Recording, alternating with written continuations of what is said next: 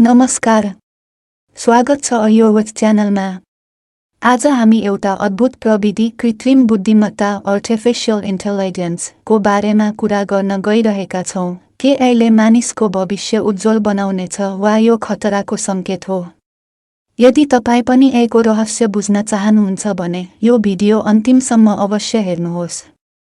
Video सुरु गर्नु अघि लाइक गर्नुहोस्, सब्स्क्राइब गर्नुहोस् र नोटिफिकेसन बेल दबाउन नबिर्सनुहोस् ताकि तपाईँ हाम्रा नयाँ भिडियोहरू छुटाउन नपरोस्।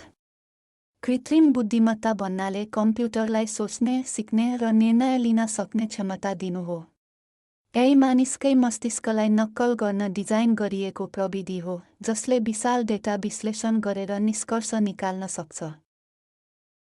सेवे, गुगल असिस्टेन्ट र अलेक्सा जस्ता प्रेरित भर्चुअल सहायकहरूले कार्यहरू जस्तै याददाश्त सेट गर्नु, सङ्गीत बजाउनु वा मौसमको अपडेट दिनुका साथै प्राकृतिक भाषा प्रक्रियामा मद्दत गर्दछन्। नेटफ्लिक्स, युट्युब र अमेजन जस्ता प्लेटफर्महरूले प्रयोग गरेर तपाईँको प्राथमिकताहरूको विश्लेषण गर्छ र तपाईँको अघिल्लो व्यवहार र चासोहरूका आधारमा फिल्म, भिडियो वा उत्पादनहरूको सिफारिस गर्छ। स्वचालित गाडीहरू, सेल्फ ड्राइभिङ कार्स, टेस्ला र वेमो जस्ता कम्पनीहरूले प्रयोग गरेर गाडीहरूलाई सडकमा नेभिगेट गर्न, अवरोधहरूको पहिचान गर्न र मानिसको हस्तक्षेप बिना निर्णय गर्न सक्षम बनाएका छन्। यसमा कम्प्युटर भिजन, मेसिन लर्निङ र सेन्सरको प्रयोग हुन्छ। फेसियल रिकग्निसन, फेसियल रिकग्निसन, प्रेरित फेसियल रिकग्निसनलाई सुरक्षा प्रणालीहरूमा प्रयोग गरिन्छ जस्तै एप्पलको फेस आइडी जसले स्मार्टफोन अनलक गर्न मद्दत गर्छ र कानुन प्रवर्तन एजेन्सीहरूलाई व्यक्तिहरूको पहिचान गर्न मद्दत गर्दछ।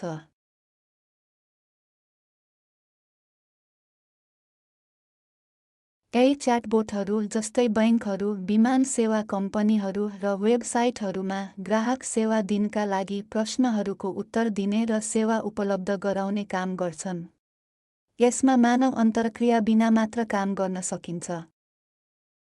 यसलाई रोग पहिचान उपकरण जस्तै क्यान्सर जाँच गर्न, मेडिकल इमेज विश्लेषणमा प्रयोग गरिन्छ वा औषधि अनुसन्धान र व्यक्तिगत चिकित्सा पर्सनलाइज्ड मेडिसिनमा पनि यसको ठूलो भूमिका छ।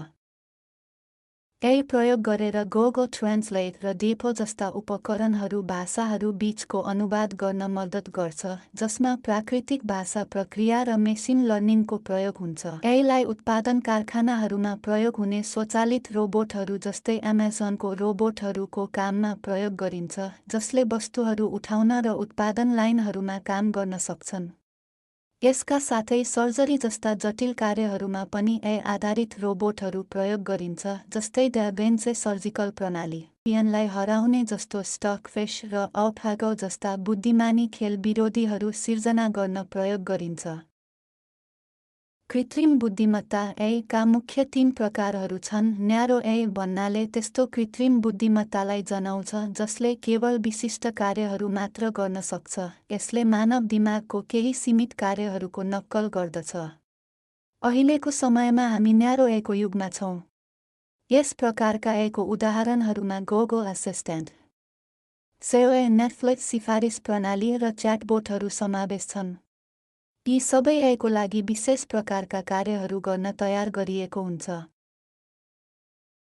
जेनरल भन्नाले त्यस्तो कृत्रिम बुद्धिमत्तालाई जनाउँछ जसले मानव जस्तै सोच्न र कार्य गर्न सक्षम हुन्छ।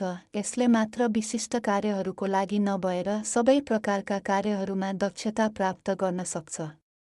यस प्रकारको अझै विकासको प्रारम्भिक चरणमा छ र भविष्यमा यस्तो आको अवस्थामा हामी मानव जस्तो सोच र निर्णय क्षमता राख्ने कृत्रिम बुद्धिमत्ता देख्न सक्छौँ।